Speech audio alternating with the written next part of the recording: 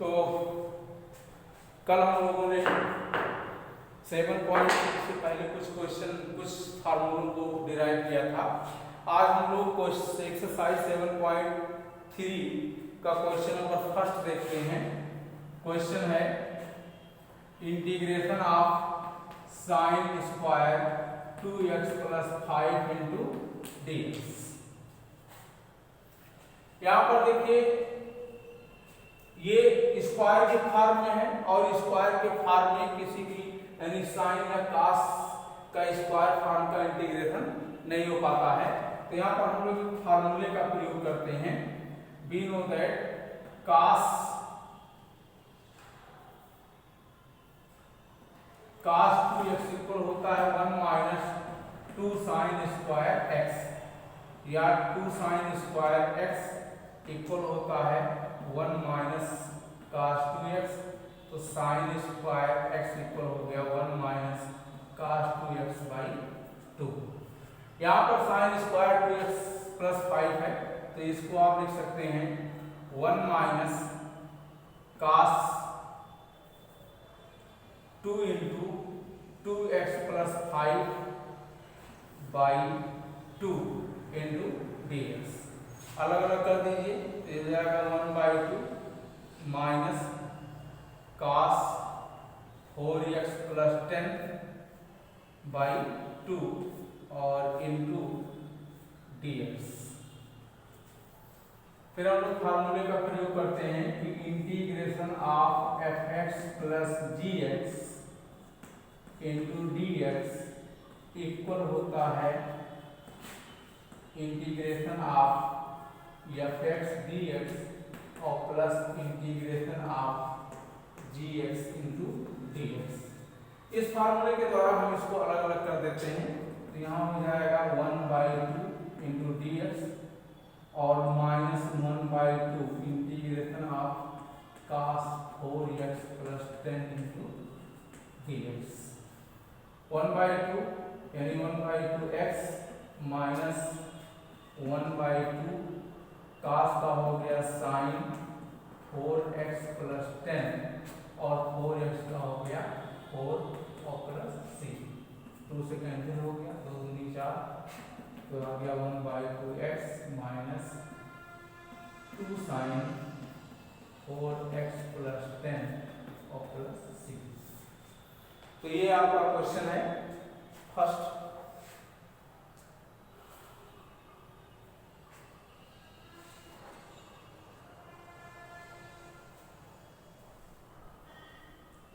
Sorry यहाँ पर 4 into में नहीं बल्कि 1/4 होगा और ये आपका हो जाएगा 4 दूनी 8 यानी 1/8। तो आपका 1/8 कितना आ गया। नेक्स्ट क्वेश्चन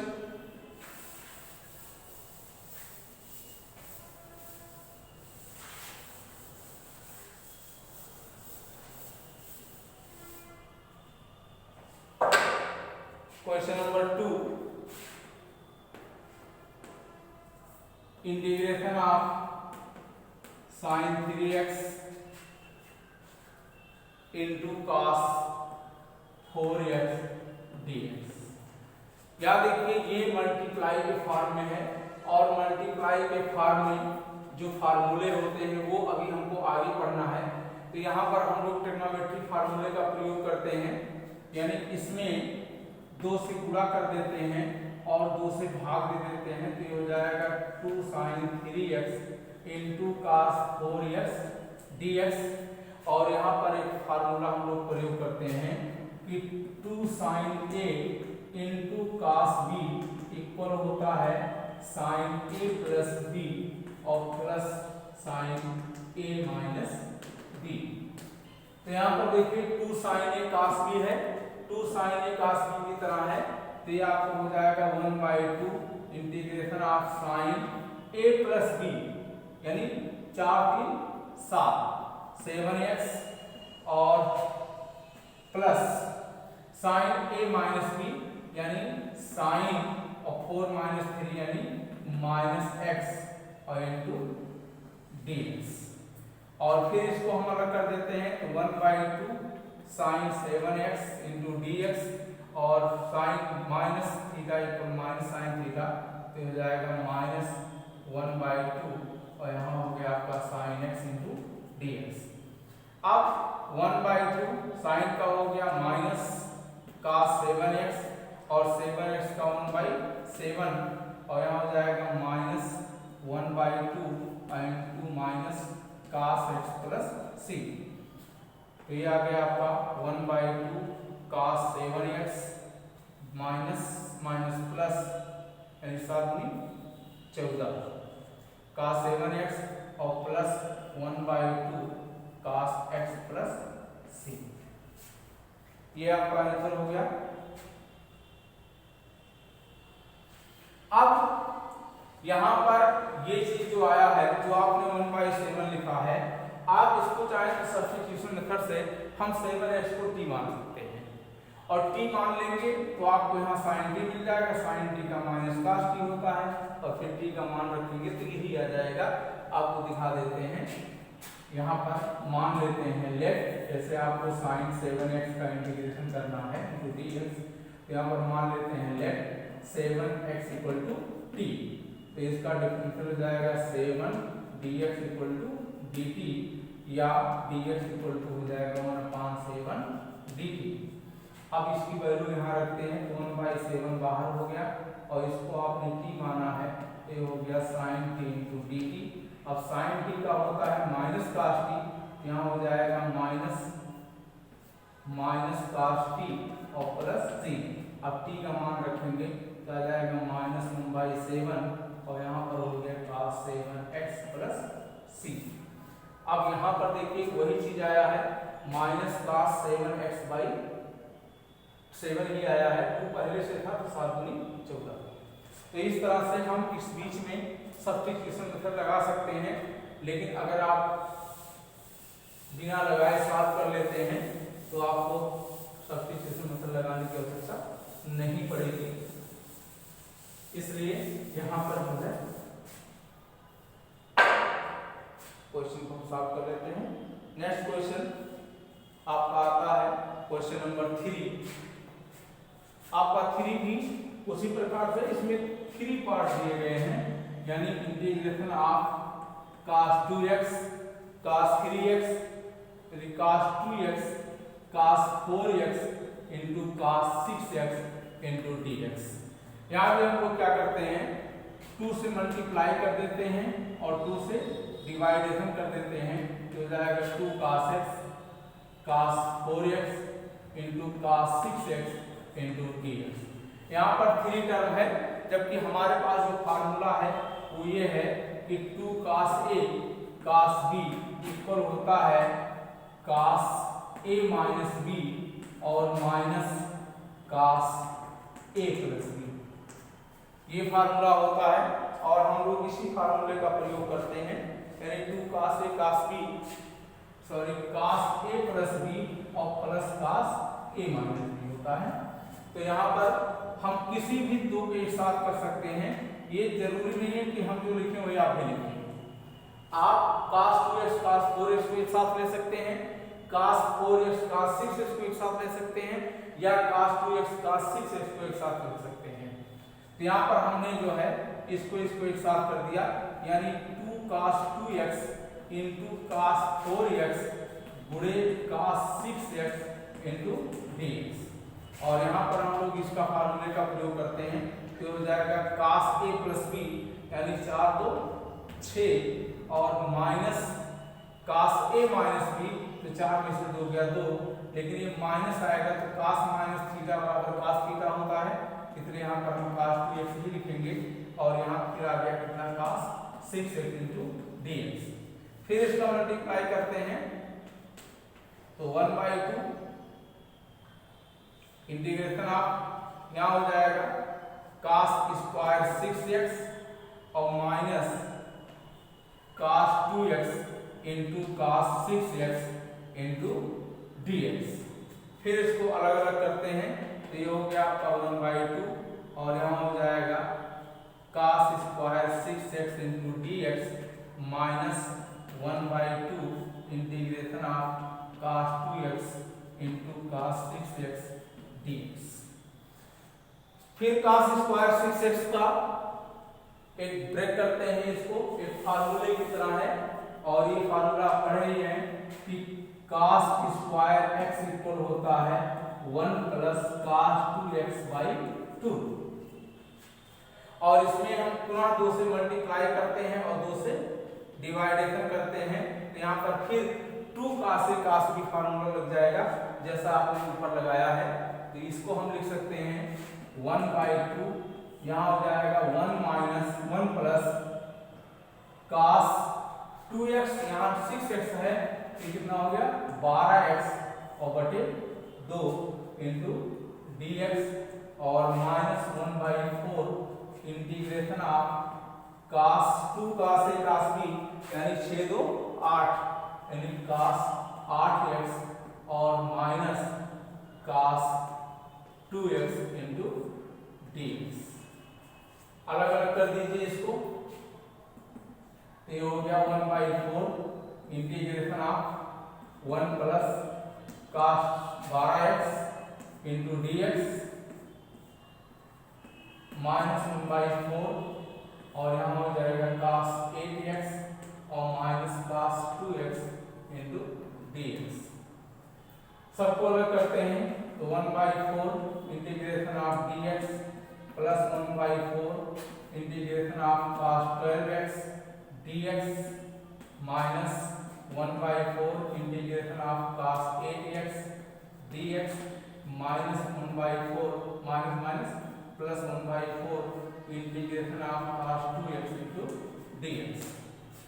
सॉल्व करते हैं, dx का हो गया x/4 प्लस cos 12x का sin 12x अपान 4 जुड़े 12 माइनस 1/4 cos का हो गया sin 8x अपान 8 और plus 1/4 sin 2x upon 2 N plus c।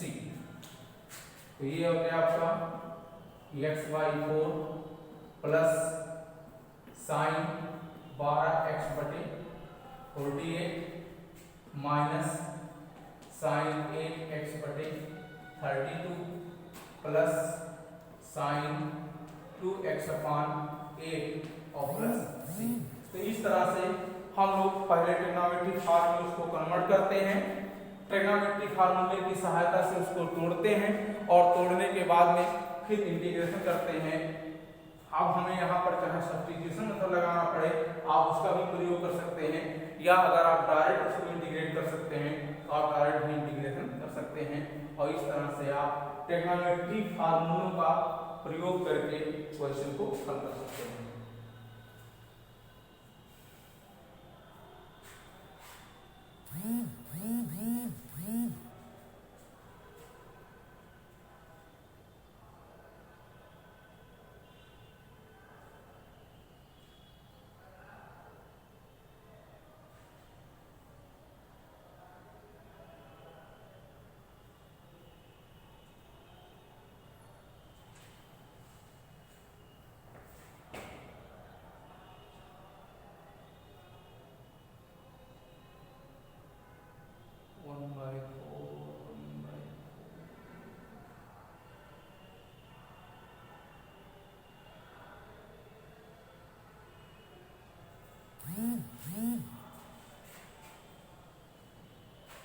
Next question.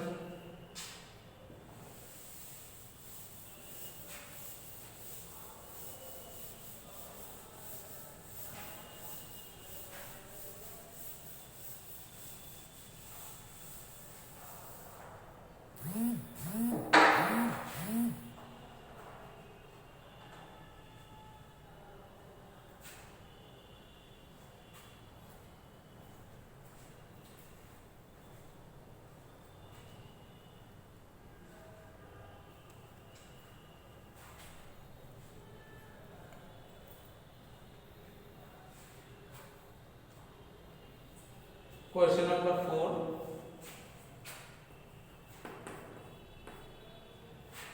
Integration of sine cube bracket में 4x + 1 इंटू dx।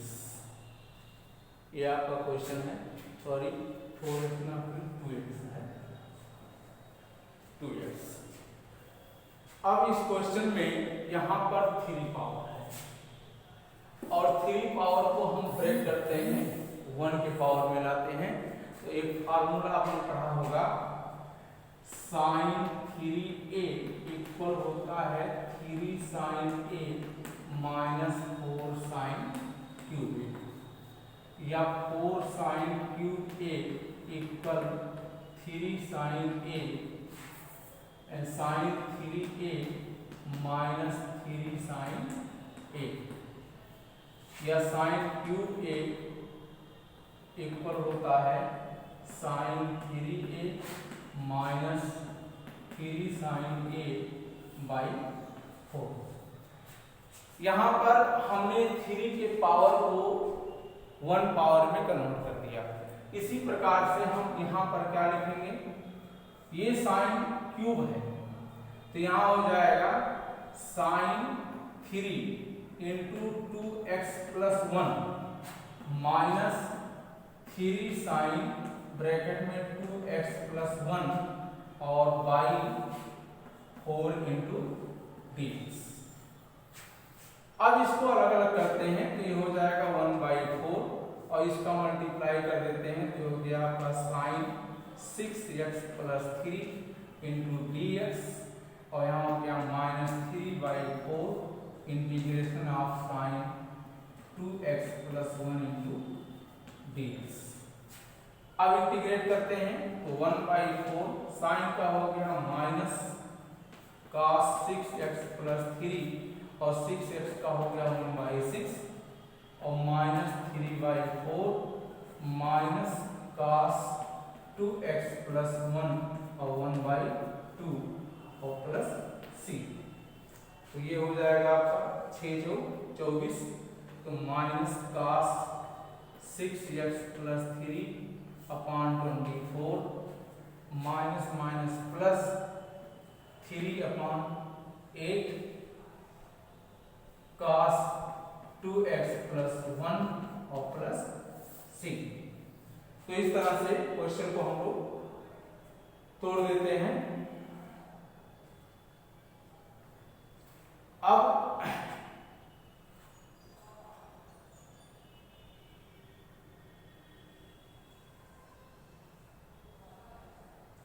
यहां पर